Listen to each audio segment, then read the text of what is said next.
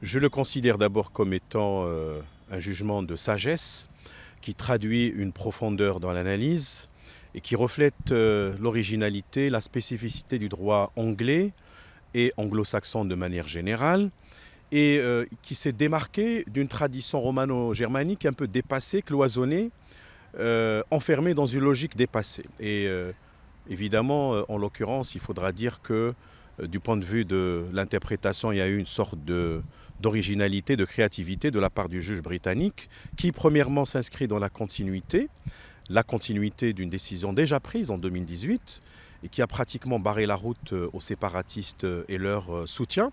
Et en deuxième lieu, comme on dit, une fois n'est pas coutume, cette fois-ci c'est devenu coutume, en décembre 2022, une décision également qui a refusé que des séparatistes puissent introduire une demande et casser ou bien annuler un accord conclu en bonne et due forme. Celui du 2018 concernait l'accord d'association, en particulier l'accord sur l'agriculture, l'accord sur la pêche.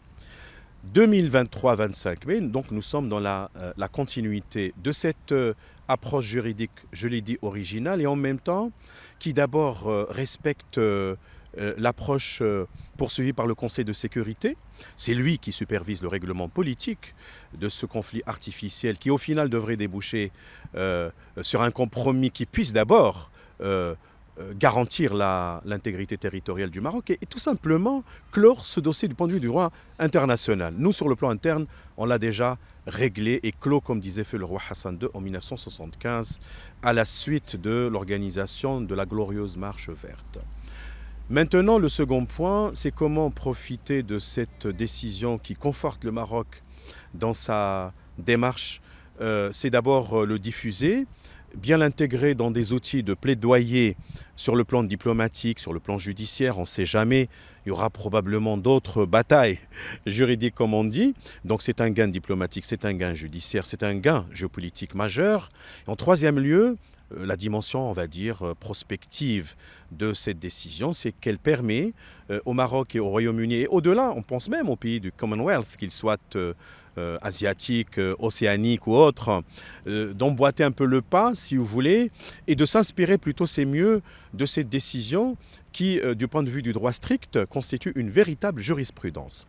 C'est-à-dire, elle est créatrice de droit et c'est une décision qui est phare. Elle est de nature à combler un certain nombre de lacunes et de mauvaises interprétations.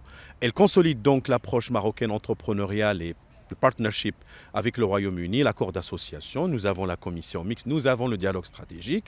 Donc ça permet de, on va dire, de fermer la porte à toute tentative de semer la zizanie dans cette approche sereine entre le Maroc et le Royaume-Uni pour aller encore loin dans leur coopération multidirectionnelle. Nous espérons sincèrement que le juge européen, puisqu'une affaire est en cours au niveau de la Cour de justice de l'Union européenne, puisse s'inspirer des attendus, les attendus, c'est-à-dire la motivation de cette décision qui a fait date, je le sais, et en même temps, ça conforte tout simplement le Maroc dans sa démarche de consolidation et de parachèvement de son intégrité territoriale. Le jugement n'émane pas de n'importe quel pays ou de n'importe quel tribunal. Il s'agit d'abord d'un tribunal d'appel, une cour administrative.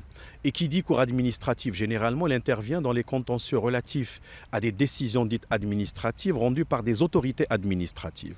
Je rappelle que l'organisme qui avait introduit la demande, c'est une ONG qui s'appelle Western Sahara Resources. Soi-disant, elle allègue qu'elle veille à protéger les ressources naturelles au Sahara marocain, alors qui, mieux que le Maroc, protège évidemment la ressource au profit des habitants et sait la mettre en valeur. Ça, d'une part. D'autre part, n'oublions pas que la Confédération marocaine de l'agriculture et du développement rural a été partie défenderesse pour soutenir la position du Maroc. Et là, c'est extrêmement important dans le jugement déjà, qui date de décembre 2022.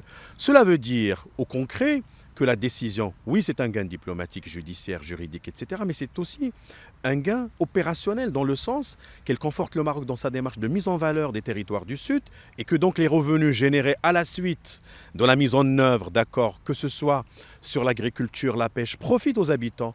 N'oublions pas, Sa Majesté avait dit que nous dépensons 7 fois plus que le Maroc engrange à la suite de l'exploitation des ressources naturelles, légalement, légitimement, que ce soit le phosphate, que ce soit les produits sectoriels, etc. etc. Maintenant, ce qu'il faut, c'est de continuer à renforcer l'armature juridique du dossier, sachant bien que pour nous, je l'ai dit, le conflit a été internationalisé, c'est un conflit artificiel. Ce qu'il faut maintenant, c'est augmenter notre bargaining, c'est-à-dire notre pouvoir de marchandage, et introduire cette décision et d'autres dans notre argumentaire, dans notre plaidoyer, pour encore une fois gagner plus de points et clore à jamais ce dossier.